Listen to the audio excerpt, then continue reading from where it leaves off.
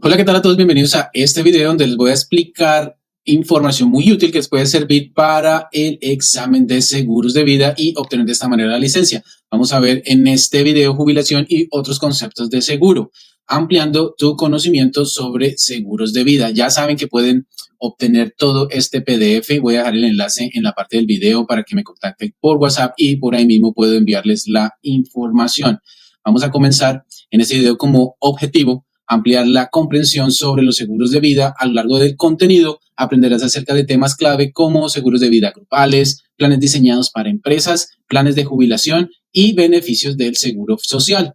Finalmente, se abordarán en detalle las reglas fiscales que se aplican a las primas de seguros de vida, estamos hablando aquí de impuestos, y a los beneficios recibidos por estos contratos. Así que estos son los términos importantes que debes conocer. El primer término es ingreso ganado. La definición de este son los salarios, comisiones o sueldos. No incluye ingresos por inversiones ni beneficios por desempleo. Otro término es FIFO, que significa primero en entrar, primero en salir. ¿Qué significa? Que es el principio que establece que los fondos aportados primero a una póliza serán los primeros en retirarse. Siguiente término es ingreso bruto. Ingreso total de una persona antes de impuestos u otras deducciones. LIFO significa último en entrar, primero en salir. La definición de este es el principio que indica que los fondos más recientes aportados a una póliza serán los primeros en retirarse. Siguiente concepto son organización sin fines de lucro. Esto se refiere a entidad que utiliza sus excedentes para cumplir su propósito en lugar de distribuirlos a sus miembros. Siguiente término que se debe conocer es endoso de póliza. Esto se define como la fecha de vencimiento o madurez de la póliza, es decir, cuando se paga. Siguiente término es contribución antes de impuestos o en inglés pre-tax. Esta definición es el aporte hecho antes de deducir impuestos estatales o federales del ingreso.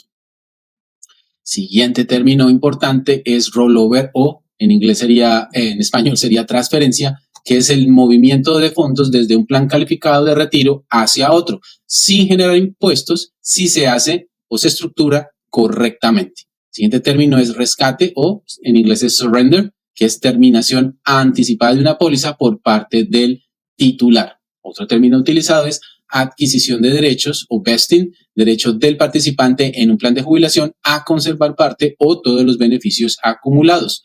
Otro término importante es deducible de impuestos. Esto significa que es la reducción del ingreso sujeto a impuestos lo que disminuye esa carga tributaria. Otro término importante es sujeto a impuestos o taxable en inglés, ingresos o activos que deben tributar ante el Estado y el gobierno federal. Otro término importante es diferido de impuestos o tax deferred, que son las ganancias o intereses sobre inversiones que serán grabados en el futuro, no en el momento en que se genera. Ahora bien, vamos a ver este tema que es propiedad de terceros. Ya sabemos que dependiendo la traducción, pueden que los términos cambien, pero en general se mantiene la misma significado. Ahora, vamos a hablar de propiedad de terceros o en inglés third party ownership. Esto es, en la mayoría de los seguros, el asegurado y el titular de la póliza son la misma persona.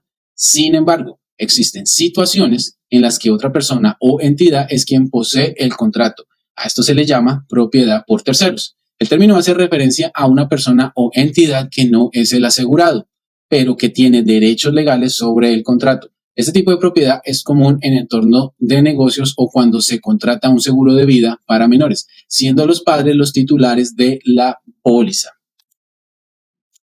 Liquidación de pólizas de vida o en inglés le llamamos life settlements. Una liquidación de vida es una transacción financiera en la que el dueño de una póliza de seguro de vida decide venderla a un tercero, normalmente a cambio de dinero en efectivo.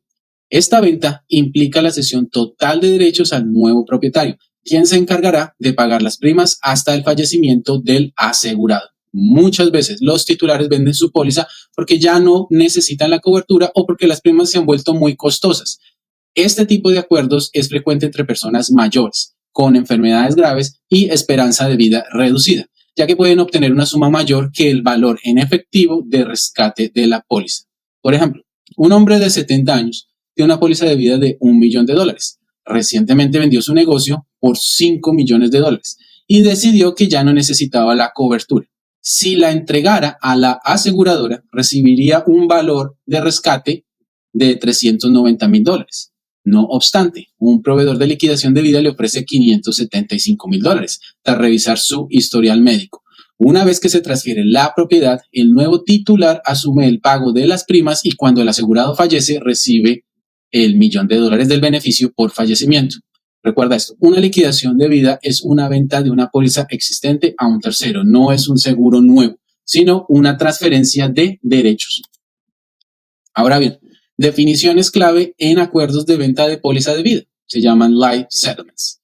Dado que los acuerdos de life settlement no implican la contratación de un nuevo seguro de vida, la ley de life settlement establece definiciones específicas que distinguen este tipo de transacción de la venta tradicional de seguros. Estas definiciones son importantes para entender cómo funciona este negocio. Negocio de life settlement. Cualquier actividad relacionada con la promoción, negociación o venta de un contrato de life settlement a un tercero que no tiene interés asegurable en la persona asegurada. Propietario. La persona que posee la póliza de seguro de vida y desea venderla mediante un contrato de life settlement. Este término no incluye a proveedores de seguros, compradores institucionales calificados, entidades financieras, entidades con fines especiales o fideicomisos relacionados. Asegurado. Es la persona cubierta por la póliza que está siendo ofrecida para la venta. Expectativa de vida. Estimación en meses del tiempo que se espera que el asegurado viva basada en su historial médico y factores de mortalidad. Este cálculo es fundamental para determinar el valor del acuerdo. Contrato de life settlement. Documento que establece los términos en los que un proveedor de life settlement paga al propietario de la póliza a cambio de ceder derechos como el beneficio por fallecimiento, la propiedad de la póliza, cualquier interés económico o fiduciario o cualquier participación en fideicomisos que posean la póliza. Corredor de life settlement. Profesional que, a cambio de una comisión, representa únicamente al propietario de la póliza en la búsqueda, negociación u ofrecimiento de un contrato de life settlement. Tiene la obligación fiduciaria de actuar en el mejor interés del propietario. Proveedor de life settlement es quien compra la póliza al propietario original mediante un contrato formal. Ahora bien, seguro colectivo de vida, Group Life Insurance. A diferencia del seguro de vida individual que cubre a una sola persona con tarifas basadas en su perfil, el seguro colectivo es emitido a una organización patrocinadora y cubre a varios miembros de un grupo, como empleados de una empresa. Por lo general, se trata de seguros temporales renovables anualmente. Características claves de estos. No se requiere evidencia de asegurabilidad, excepto si el empleado se inscribe fuera del periodo habitual. Los empleados no reciben una póliza individual, sino un certificado de seguro que confirma su cobertura. La póliza maestra la recibe el empleador o patrocinador del grupo, quien la controla. Es importante saber, el seguro colectivo se basa en el concepto de grandes números para predecir pérdidas futuras. La aseguradora evalúa el propósito del grupo, no debe formarse solo para conseguir el seguro, el tamaño del grupo, cuanto mayor, más fácil de administrar, la rotación de empleados, nuevos empleados jóvenes entran, los más antiguos salen, la solvencia financiera del grupo para asegurar el pago de primas y renovación de cobertura.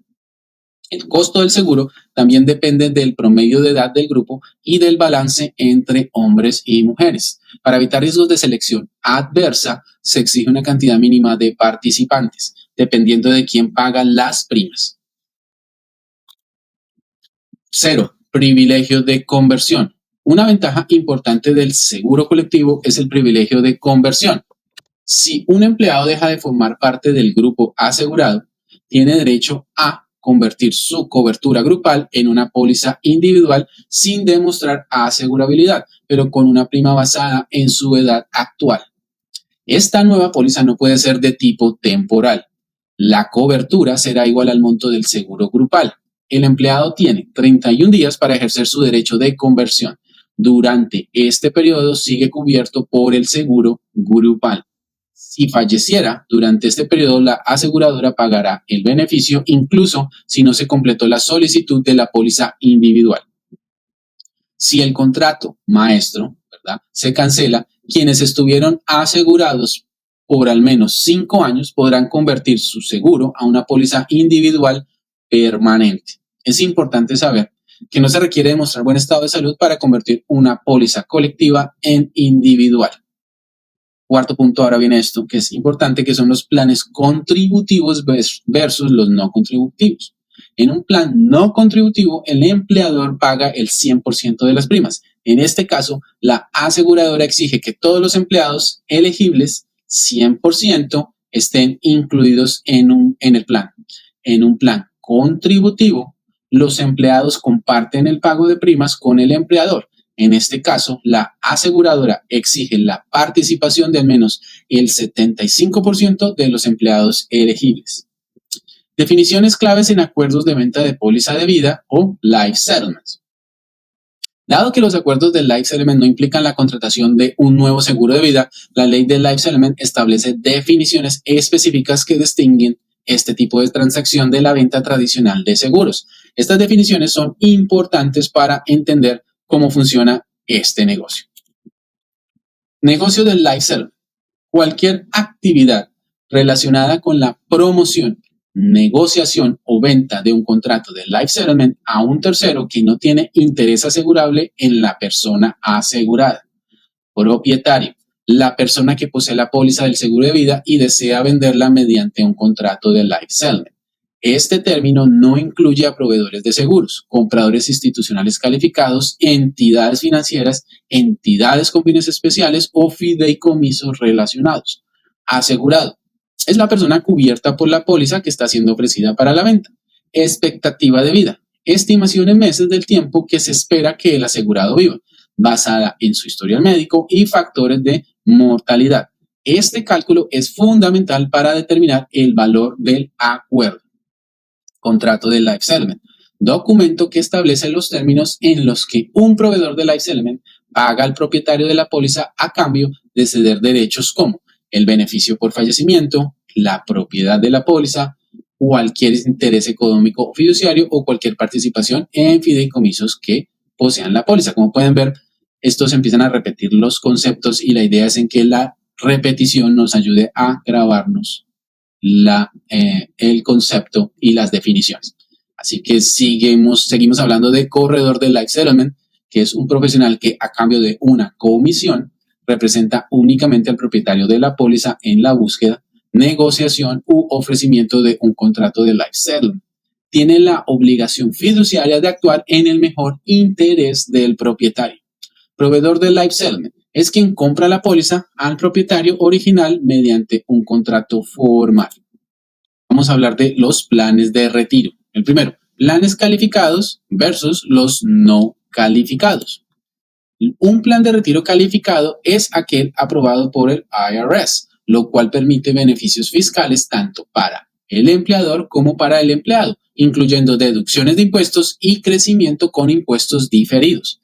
Características de los planes calificados. Están diseñados exclusivamente para beneficiar a los empleados y sus beneficiarios. Están redactados formalmente y se comunican a los empleados. Utilizan fórmulas de beneficio o contribución que no discriminan a favor de directivos o empleados altamente remunerados. Son permanentes. Tienen la aprobación del IRS. Tienen requisitos de consolidación de derechos o vesting.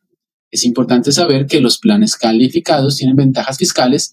En contraste, los planes no calificados no tienen que seguir las reglas de participación. No discriminan ni de consolidación. No requieren aprobación del IRS y son útiles para ofrecer beneficios a empleados clave.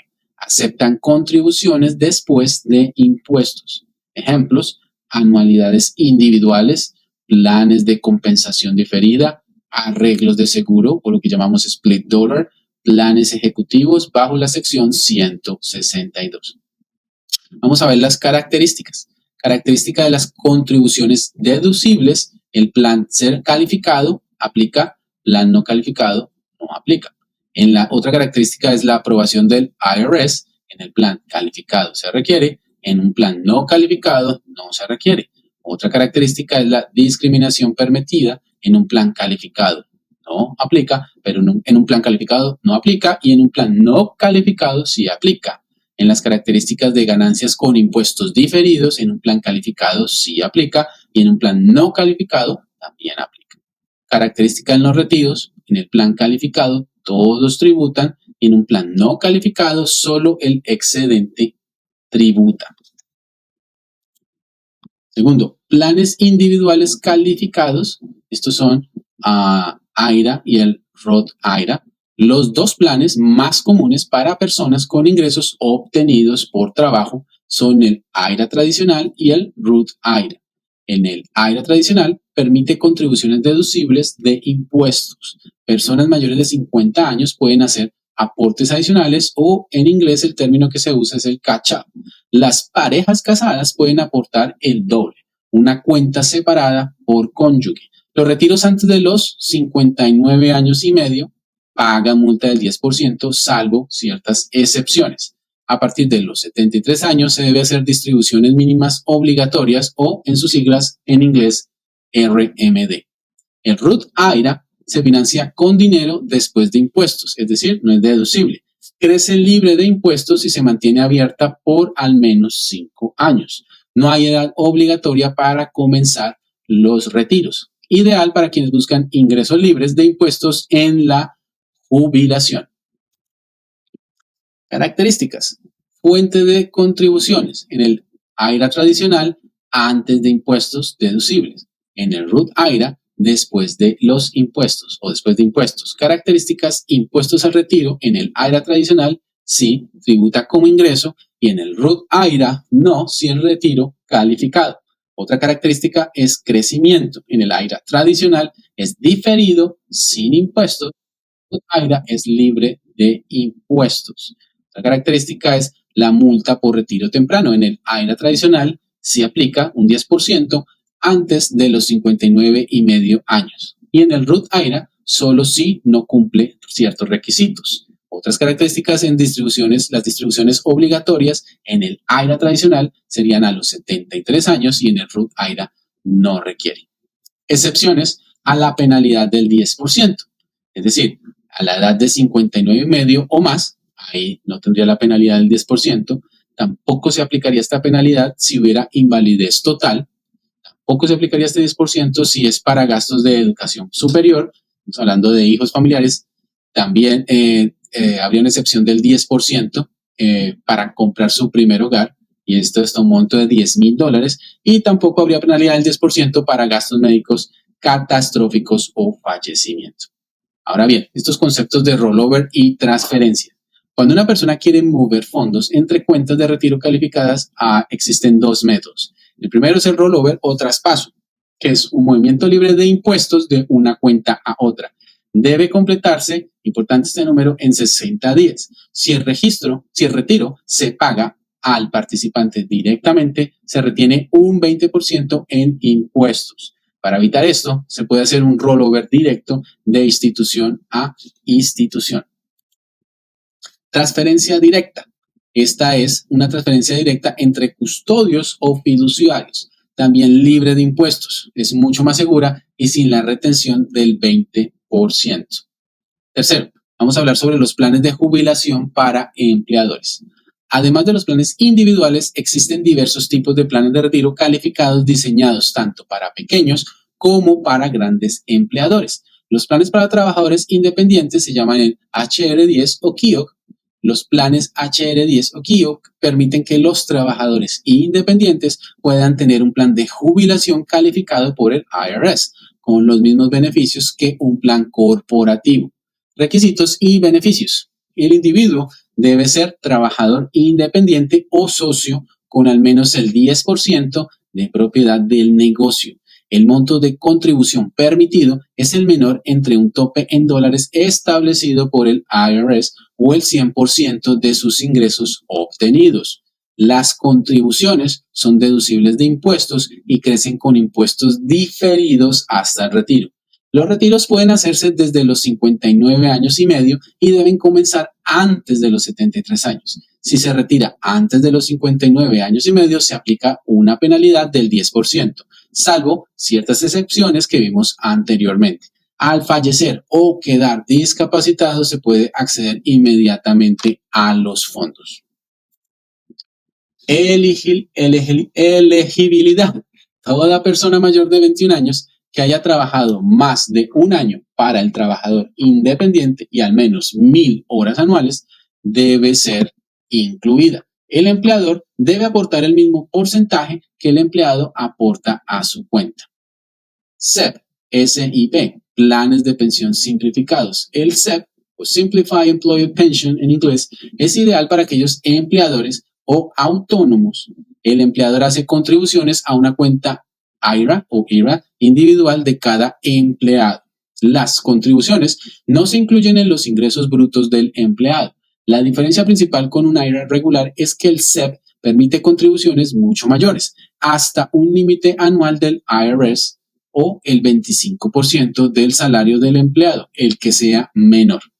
Todas las contribuciones y ganancias crecen con impuestos diferidos hasta el retiro. Simple o Simple Plan, plan de ahorro con incentivo para empleados. Diseñado para empresas con 100 empleados o menos que ganen al menos $5,000 por año.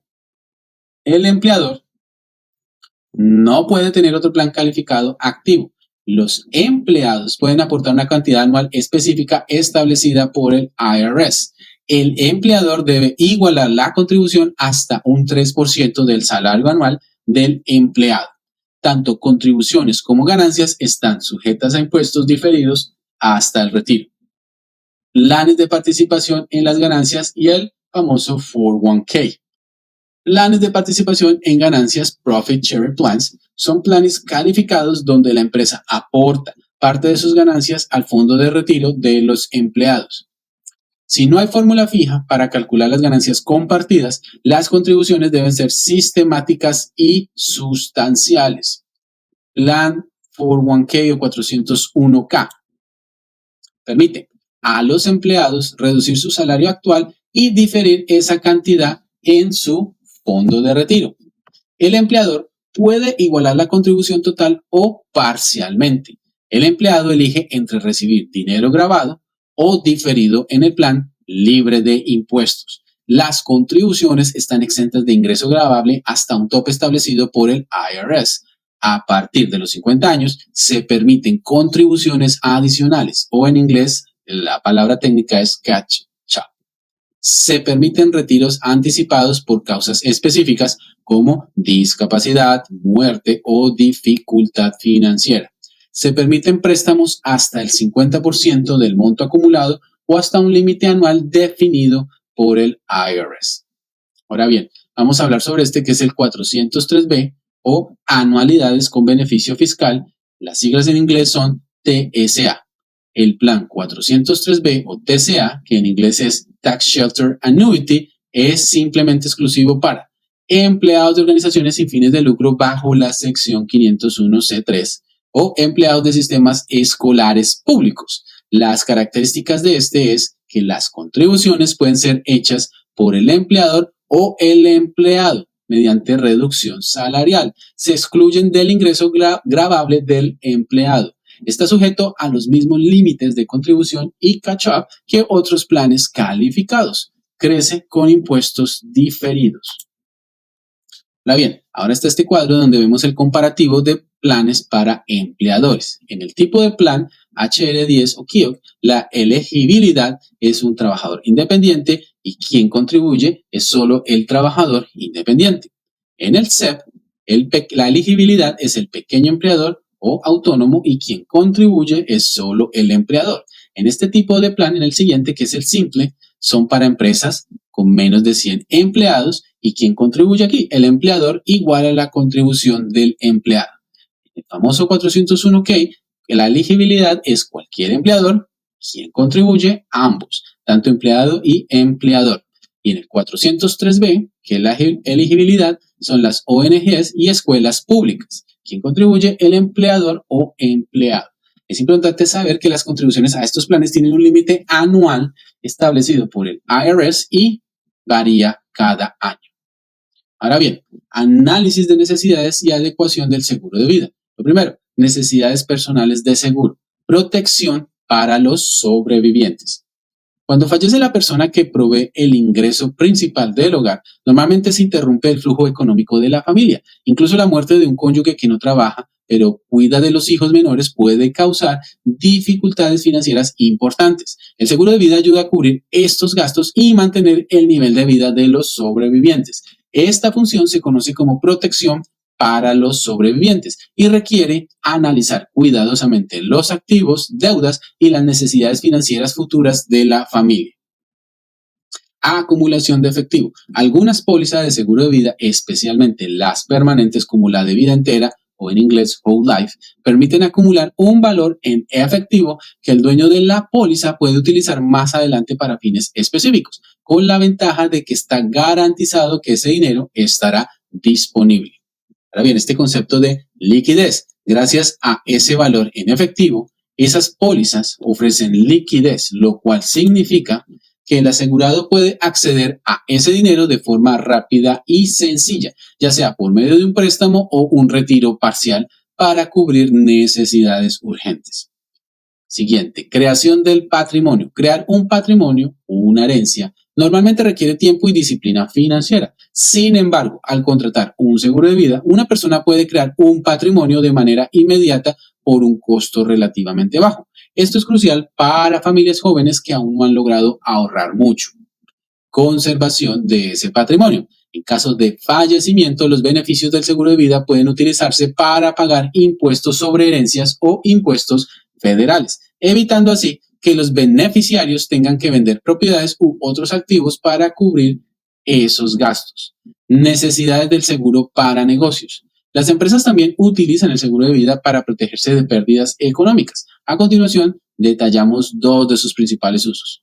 El seguro de persona clave o en inglés Key Person Insurance. Cuando un empleado esencial fallece, por ejemplo, alguien con habilidades únicas o contactos valiosos, la empresa puede enfrentar pérdidas financieras. En este caso, se puede contratar un seguro donde la empresa es el solicitante del seguro, es el dueño de la póliza, quien va a pagar las primas y quien recibe el beneficio por fallecimiento. Este beneficio puede ayudar a compensar los costos de encontrar y entrenar a un reemplazo o mitigar las pérdidas por interrupciones del negocio. Aunque las primas no son deducibles de impuestos, el beneficio recibido tras el fallecimiento no está sujeto a impuestos. La empresa puede contratar pólizas para más de una persona clave. Acuerdos de compra-venta o en inglés buy-sell agreements. Este es un contrato legal que establece qué pasará con la empresa si uno de los socios muere o queda incapacitado. Existen diferentes tipos según el tipo de empresa. Así que en este cuadro lo resumimos de esta manera. Tipo de acuerdo, compra cruzada o cross purchase. La descripción de este es que cada socio compra una póliza sobre la vida del otro socio. En este tipo de acuerdo que se llama compra por entidad o entity purchase, la empresa compra pólizas sobre los socios. El tipo de acuerdo que es compra de acciones o stock purchase es cada accionista compra pólizas sobre los otros accionistas. En redención de acciones o stock redemption en inglés, la empresa compra una póliza por cada accionista. Un ejemplo práctico es dos socios tienen una empresa valorada alrededor de $1 millón. Cada uno tiene una póliza de $500,000 sobre la vida del otro. Si uno muere, el otro recibe el beneficio y puede comprar su parte de la empresa a los herederos. Ahora bien, tratamiento fiscal de primas, beneficios y dividendos. Las primas del seguro no son deducibles de impuestos. El beneficio por fallecimiento recibido por un beneficiario es libre de impuestos si se recibe en un solo pago. Sin embargo, si se elige recibir el beneficio en cuotas, es decir, con intereses, el monto principal sigue siendo exento, pero los intereses generados sí se consideran ingreso tributable. Retiros totales, o en inglés lo que vimos anteriormente, que son los surrenders. Cuando un dueño de póliza cancela o hace el surrender, su seguro de vida de su seguro de vida y recibe el valor, el efectivo, parte de ese dinero podría ser considerado ingreso sujeto a impuestos. Esto ocurre si el monto recibido supera el total de primas pagadas por la póliza. Por ejemplo, el monto asegurado es $300,000. Las primas pagadas fueron de $70,000. El valor en efectivo acumulado fue $100,000. Si el asegurado retira $30,000 del valor en efectivo, ese monto está libre de impuestos porque no supera las primas pagadas. Pero si retira los $100,000, los últimos $30,000 estarán sujetos a impuestos, ya que sobrepasan los $70,000 pagados en primas. Ahora bien, beneficios acelerados o accelerate benefits. Cuando una persona con enfermedad terminal recibe anticipadamente parte del beneficio por fallecimiento, esos pagos están exentos de impuestos. En caso de enfermedad crónica como cáncer o Alzheimer, también pueden recibir beneficios libres de impuestos hasta cierto límite. Si se recibe más allá de ese límite, el exceso sí se considera ingreso gravable. Cantidades recibidas por el beneficiario. Regla general. Cuando un beneficiario recibe el pago de una póliza de vida en una suma global o lo que se llama un lump sum, ese dinero no está sujeto a impuestos federales. La excepción, si la póliza fue vendida a un tercero antes del fallecimiento del asegurado, lo que se llama transfer for value. Ese pago podría estar sujeto a impuestos. Es importante saber esto. Los pagos en efectivo por una suma global a un beneficiario nombrado están exentos de impuestos. Opciones de liquidación o settlement options. Cuando el beneficiario recibe el pago en cuotas y no todo de una vez, esas cuotas suelen incluir una parte del capital libre de impuestos y una parte de intereses sujeta a impuestos. Por ejemplo, si se usan $100,000 para pagar $13,000 por año durante 10 años.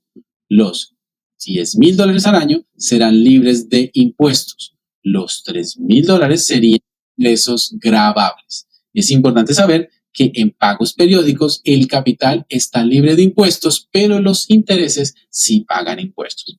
Características del seguro de vida permanente y su tratamiento fiscal. El elemento. Revisemos las primas. El tratamiento fiscal no son deducibles. El elemento valor en efectivo o las primas pagadas en cuanto a impuestos es gravable al cancelar la póliza.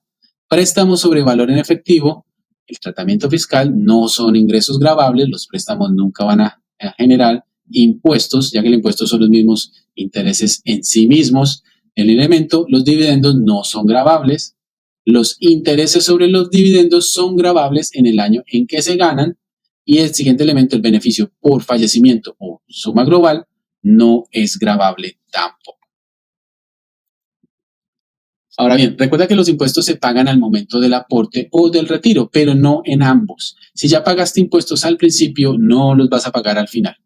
Tercero, seguros colectivos y planes patrocinados por el empleador. Cuando un empleador paga primas de seguros de vida a favor de un empleado, ese gasto es deducible de impuestos para el empleador. Es importante saber que si la cobertura es de $50,000 o menos, el empleado no debe reportar esas primas como ingreso. No son gravables. Pero si el beneficiario de la póliza es la propia empresa o si la empresa tiene interés económico en la póliza, las primas no son deducibles de impuestos. No deducible si el seguro es un empleado clave, lo que hablamos antes, el Key Person Insurance, un acuerdo de redención de acciones o en inglés Stock Redemption, un acuerdo de primas compartidas o en inglés le llaman Split Dollar Insurance. Políticas empresariales. El valor en efectivo crece con impuestos diferidos. Los préstamos sobre esas pólizas no son gravables. Las empresas pueden deducir los intereses sobre préstamos de hasta $50,000. Si se cumplen los requisitos de planes calificados, las contribuciones del empleador son deducibles de impuestos. Las ganancias en el plan crecen con impuestos diferidos. Distribuciones globales a empleados reciben trato fiscal favorable. Cuarto, los contratos modificados de dotación con sus siglas M y C. Después de la ley de reforma fiscal en 1984, el IRS creó la prueba de 7 pagos, 7 Pay Test, para controlar el uso excesivo de seguros como refugio fiscal. Si en los primeros 7 años se pagan más primas acumuladas de las necesarias, según la tabla actuarial, la póliza falla la prueba y se convierte en un MIC o MEC. Modified Endowment Contract, bajo sus siglas en inglés. Una vez MEC, siempre MEC. Incluso si hay cambios materiales como aumentar el beneficio por fallecimiento, se vuelve a aplicar la prueba. Es importante saber, aunque sea un MEC, el beneficio por fallecimiento sigue siendo libre de impuestos. Reglas fiscales aplicables a un MIC o MEC. Acumulaciones con impuestos diferidos. Todos los retiros, incluyendo préstamos, son gravables. Se aplica el método LIFO, último en entrar, primero en salir. Primero se retira el interés acumulado, gravable. Si se retira antes de los 59 medio años, aplica la penalización del 10%. A continuación, vamos a ver este cuadro en las consideraciones fiscales, seguros de vida y anualidades. Para resumir, ahora bien, vamos a ver este pequeño cuadro en donde va a haber un resumen de todos los conceptos que hemos escuchado durante los últimos más o menos 40 minutos de este video, en donde dice que el concepto de primas, el tratamiento fiscal no es deducible. El concepto de beneficio por fallecimiento, ya sabemos que los impuestos o el tratamiento fiscal es no gravable, excepto los intereses. Ya sabemos que el aumento en el valor del efectivo, ese concepto, no es gravable mientras la póliza esté activa. El otro tema es ganancias en valor en efectivo. En cuanto a impuestos son gravables al cancelar la póliza. También está el tema con los dividendos que no son gravables, reembolso de prima no usada. El concepto de interés sobre los dividendos es gravable cuando se ganan. El tema con préstamos sobre la póliza no son gravables, no generan impuestos. El concepto sobre retiros totales o el surrender son gravables, como lo vimos anteriormente, si exceden las primas pagadas. En el tema de retiros parciales, se trata es lo primero invertido, luego las ganancias, que es el concepto FIFO, y luego viene este tema con las opciones de liquidación, en el cual los intereses son gravables. Impuesto sucesorial o estate tax. Si el asegurado posee la póliza al fallecer, el valor del seguro se incluye en el patrimonio imponible. Si se transfiere la póliza a un tercero o a un fideicomiso y muere dentro de los 3 años siguientes, también se incluye en el patrimonio. Ahora bien, beneficios del seguro social y tributación. El seguro social, en sus reglas en inglés, OASDI o ASDI o ASDI, es un programa federal que ofrece protección financiera frente a la vejez, discapacidad o muerte.